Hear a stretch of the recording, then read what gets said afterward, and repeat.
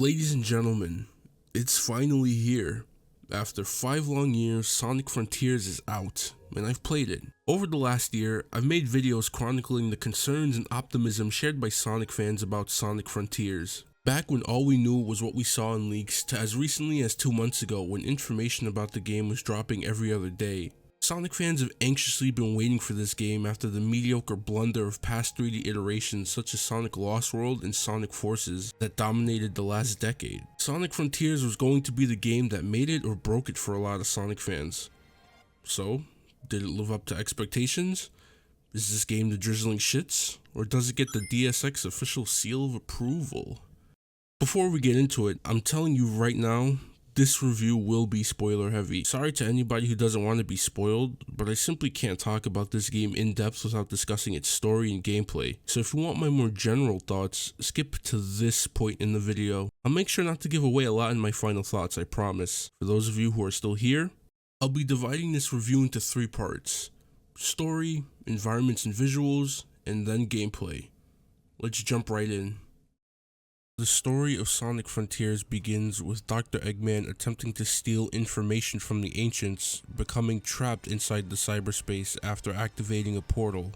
Sonic, Tails, and Amy head for the mysterious Starfall Islands when Tails picks up emerald energy readings on his radar. The 3 are sucked into a portal, sending them into cyberspace, a mysterious location representing mixed portions of one's memory in the Starfall Islands. Sonic is able to escape and encounters a mysterious being that tells him to tear down the walls between dimensions and save his friends. Sonic then proceeds to travel across 3 different islands, Kronos Island, Ares Island, and Chaos Island, rescuing Amy, Knuckles, and Tails respectively, all while uncovering the secrets of the Starfall Islands. It's revealed throughout the story that an ancient civilization related to Chaos were once brought to ruin by an unknown threat. As Sonic traverses the islands, gaining power through the corruption that wiped out the Ancients, Sage, a complex AI created by Dr. Eggman, warns Sonic to leave as the power of the Titans that Sonic must fight to save his friends are presumed to be much too powerful for him. Eggman himself, meanwhile, is trying to find a way out of cyberspace. As Sonic wins over the heart of Sage throughout the story, Sage tells him and Eggman that an incomprehensible being would soon emerge, killing everybody in the process. Sonic, Sage, and Eggman then team up to fight the primordial god, ending with Sage risking her own life to protect Sonic and her father. With the being defeated, Sonic and the gang head off to new adventures while Eggman attempts to recover Sage. This story rocked. Ian Flynn was the head writer for this story, and anybody who's read the Sonic comics can just tell. Gone is the Saturday morning cartoon feel of the stories, where premises with high stakes aren't treated with much seriousness. The story packs a punch emotionally. Moments of sadness, hype, and levity are well balanced throughout, complete with great callbacks to events in prior games. I really like this acknowledgement of past events. It doesn't happen often in Sonic games, but I like the idea of a continuous building narrative between all games, rather than it just being a series of loosely connected events. The character interactions between Sonic and everybody else was also really good stuff. His interesting relationship with Amy, to the brotherly bonds he shares with Tails and Knuckles are a breath of fresh air. I also really like that the other characters express their desires to go off on their own for a while. It shows that they aren't just people waiting around for Sonic to take them on some grand adventure. I love it. It makes me wonder how the next game will be handled. Amy said she's going off on a trip with Cream and Styx. Yes, Styx, who's now been confirmed to be in the main Sonic universe. I wonder if gameplay in the next game will be shared between all 6 of those characters like SA1, or 3 styles between 6 characters like SA2, or if it'll follow a refined version of Sonic Heroes gameplay. I'm getting a bit ahead of myself here, but I love that a Sonic story has left me buzzing as much as this one has. My only problem is with how after Island 3, it feels like the pacing kinda picks up a little bit out of nowhere. Not sure why that is. The whole thing with Sonic's corruption didn't amount to anything, which was pretty disappointing, but I still liked some of the scenes that we got in the final acts of the game. These characters fall in line with their story arcs from Sonic Adventure 1, and that's something I'm going to come back to a lot in this video. The story of Ancients and the lore connecting the dots about what happened to them is very similar to the story of Sonic Adventure 1, but much more streamlined. I actually recommend playing, or at least looking at the story cutscenes of Sonic Adventure 1, to have a deeper understanding of what's going on in Frontiers, because the lore is based around Chaos and in part the clan of Echidnas that were also wiped out. The story of Sage and Eggman introduced a father-daughter dynamic that rivals that of the Last of Us Part 1. I'm kidding, but it's good stuff. Sage and Eggman's dynamic starts out as a typical strict father who just bosses his kid around, but it's eventually revealed through story and the logs left behind by Eggman that he cherishes Sage. It makes the scene where Eggman stares at the falling shards at the end of the game hit hard. This game is setting up something great with what I believe will be an overarching plot rather than a series of games loosely happening one after another like it's been since Sonic 06. Can't wait to see what Sonic Team comes up with for the story. I really do hope they keep Ian Flynn. It would be such a shame to set up what appears to be something insanely refreshing for the series and not follow through on it. Along with the game's stellar writing was the visuals and environments. As you journey through the 3 islands to rescue your friends, each of them encounters a specific Coco, which are beings holding on to the souls of the wiped out ancients. Aiding the Coco in their objective reveals to each of Sonic's friends a harrowing memory of the past, showing how each of these specific ancients died. These flashback scenes are what gives the game its emotional depth, and the way these cutscenes are animated makes for some truly striking visuals. The one where Sonic and Tails see the ancients get absolutely obliterated on Chaos Island stuck out to me the most. The entire game, both in and out of cutscenes, is beautiful. The Supersonic vs Titan fights are some of the most visually impressive things I've seen from games in general. Feels like I'm playing through a Gundam anime series. The final boss has a scene of Supersonic flying through space that wowed me when I first saw it. Sonic games have almost always never looked bad in my opinion, so it wasn't a shock to me that the 5 islands were all graphically impressive areas. I will say though, it was a little bit weird that 3 of the 5 islands all had the same aesthetic, but it wasn't that much of a big deal for me. It does make me wonder about the game's development though. I believe Iizuka and the game's director, Morio Kishimoto, talked about having to completely restart from the ground up after earlier builds of Sonic Frontiers weren't received well by playtesters. I wonder if some of the environments of the game were supposed to be much larger in scale, but they just didn't have the time. The game also features a day and night system that makes me wish there was a photo mode. Because of the real-time system they had in place with the day and night system, cutscenes are fully in-game, which I knew was going to be a point of contention for some people as the CG trailers looked incredible. Sonic Team did well to sway whatever feelings I personally might have had about no CG cutscenes by focusing on animating everybody so well. Some of it still looks a little awkward like Sonic's smile in some scenes, but by and large, the cutscenes are so full of life. As I said before, they were wonderfully refreshing. My only real problem with the visuals for the game is the pop-in. It's pretty bad at times, and I hope they can optimize this going forward. I almost forgot to mention the cyberspace levels here. They look good. I think the city levels have the best aesthetic to them, as they are the most original at least. The other 3 variations are Green Hill, Chemical Plant, and Sky Sanctuary. I don't know who at Sega or Sonic Team keeps deciding on bringing these 3 levels back, but please, I want it to stop. I don't want Sonic games going forward to have nostalgia be a main part of their games like they have been for like the entire 2010s. Let the characters reference past places and events tastefully, rather than just going, here's Green Hill with Green Forest level design. It's a cool concept I think, but I really don't need to see it again. I would have given them more of a pass if the levels were at least a different look, like the highway levels are, but they're not. I appreciate the developers wanting to put Easter eggs in the game for fans, but man, if I wanted to see Green Hill, I'll go play Sonic 1 or Sonic Generations. I hope we get more visually distinct levels going forward if the boost stages are to remain in the games.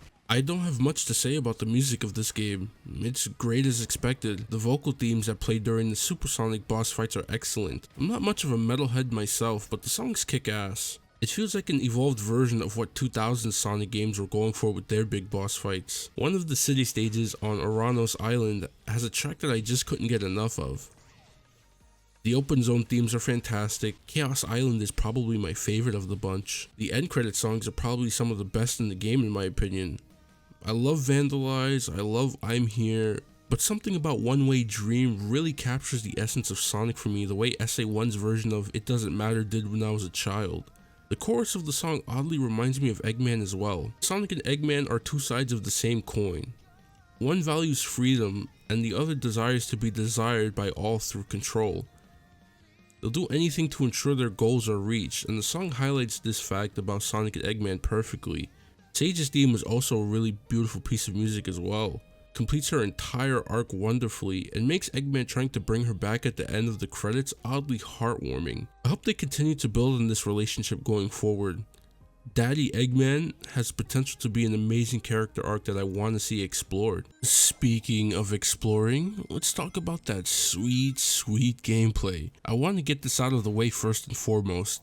The gameplay loop isn't as taxing as I thought it was going to be. It was ultimately some of the islands themselves that felt like a chore to simply navigate more than anything. You collect gears from defeating enemies throughout the islands, and you use those gears to activate portals that take you to cyberspace. Completing all objectives within the cyberspace stages grants up to 4 maximum key vaults, which are then used to obtain the Chaos Emeralds. You also gain memory tokens used to free Sonic's friends by completing certain platforming sections on each open zone island. A lot of these sections are fun.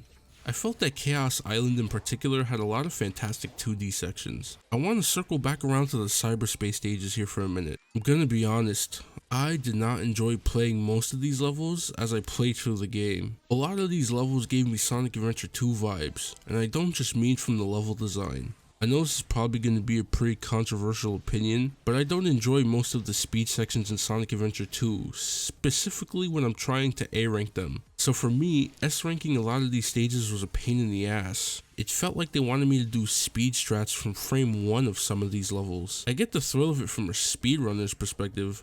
I've seen some insane gameplay of these cyberspace stages already, but man, on a regular playthrough, a good bit of these levels are rough. I did manage to S rank all of them in a few tries, and there were a few stages that I genuinely thought were excellent, so the cyberspace stages are ultimately a very mixed bag in my opinion. Some of the 2D ones specifically put me in a blender. Sonic controls like a dream in the open zones. I remember someone had left a comment on my most recent Sonic Frontiers video stating that in Sonic Adventure, Sonic controlled like a horse while in the Boost games he controls like a car.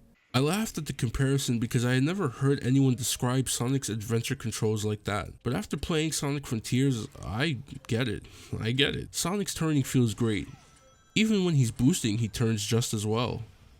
This is refined Sonic Adventure era gameplay mixed well with boosting, and I'm so happy to see that in the open zones, Sonic Team nailed it. In the cyberspace stages, however, I don't know, Sonic feels stiff to me, but also moves too much if that makes any sense. I can't count the number of times I aimed for a spring or a ring, only to have Sonic completely undershoot or overshoot positioning. Sonic feels weird in the boost levels, and it's not because I haven't played any of the boost games recently. Modern Sonic doesn't have a lot of these problems in Generations. I'm not sure why Sonic controls the way he does in cyberspace levels, but it takes some getting used to. The level of control you have over Sonic between the open zones and cyberspace levels is like night and day for me. For as much as I do love the open zone controls, my only real complaint is that Sonic's base speed without boosting is really slow. It also feels like his boost doesn't get that much faster when you level it up either, but regardless, the sense of speed you get from traveling across the islands is the best part of the whole game. He will also stop on a dime if you let go of the analog stick. Wasn't really a fan of that, especially when boosting.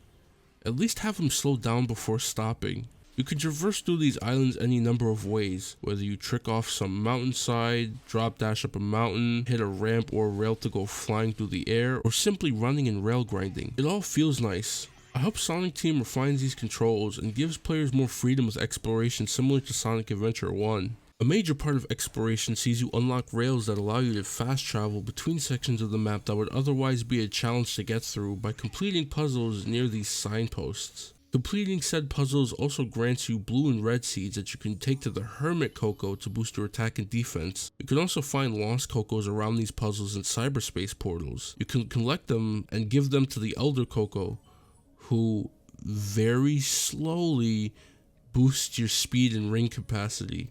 The puzzles themselves aren't really challenging, but they do have a nice bit of variety to them, which I appreciate. Some are speed challenges that require you to reach a certain destination within the allotted time, figure out the right path to get all the blue tiles, combat challenges, and even playing a bit of jump rope. Alongside the puzzles and memory tokens are the enemies of each island.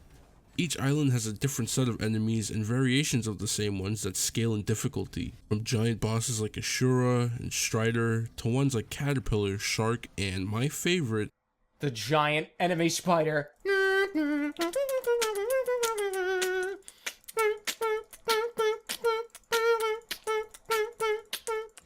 Defeating these enemies, both large and small, gets you skill points that you can use on the skill tree that unlocks Sonic's combat abilities. The abilities are as follows: the Psyloop, Phantom Rush, Sonic Boom, Wild Rush, Homing Shot, Spin Slash, Recovery Smash, Loop Kick, Stomp Attack, Air Tricks, Grand Slam, Cyclone Kick, and Cross Smash. In my recent Sonic Frontiers video, I said that it looked like the enemies in this game would require different ways of defeating them, and I'm glad that that holds true. Ultimately, you pummel them to death, but instead of doing a bunch of inputs to do a combo attack, the combo is simply you doing any number of moves in rapid succession. It helps that, once again, different enemies require different strategies to beat them, so the combat never once felt tedious to me, except for when I was fighting some of the bigger enemies. I hate this dumb crap so much. The combat moves translate over to Supersonic as well.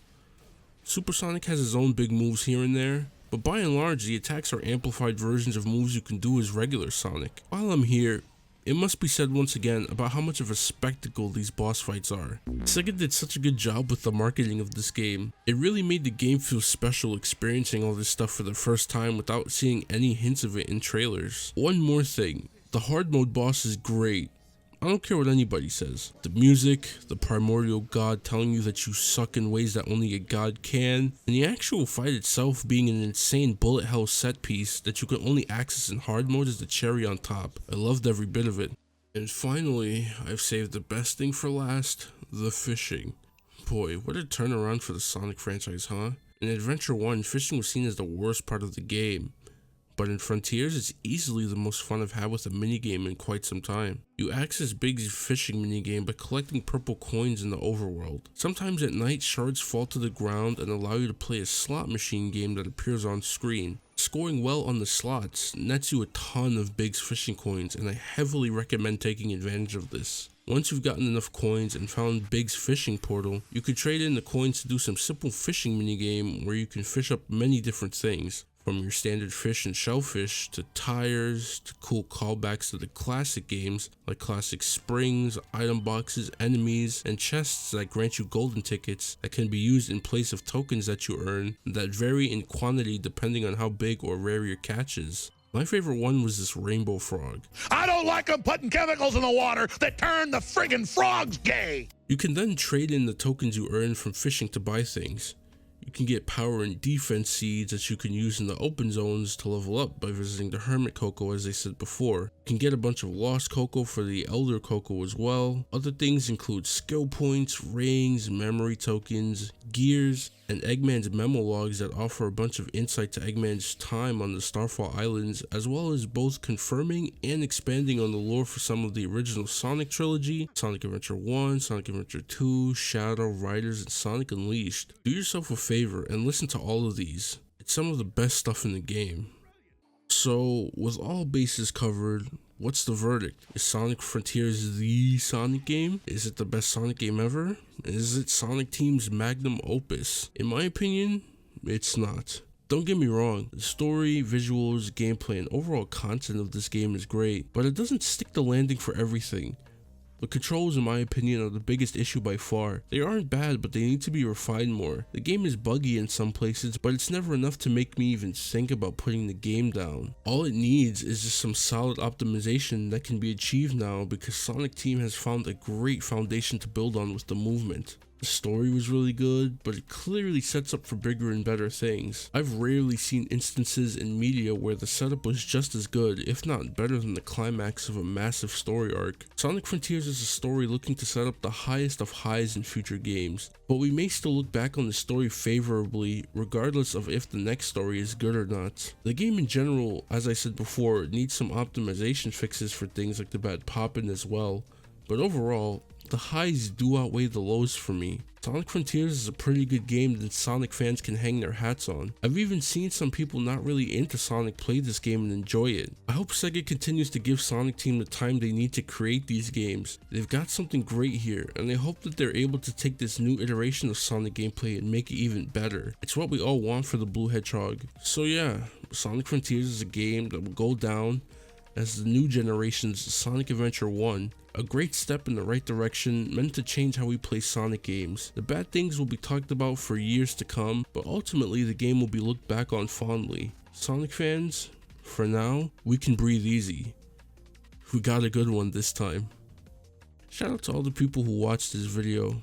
That's all I got for now, but if you like this video, check out my other videos where I talk a lot about Sonic theories. Enjoy yourselves. Also, y'all kinda dragged it with the pinball. It's great, you guys just suck.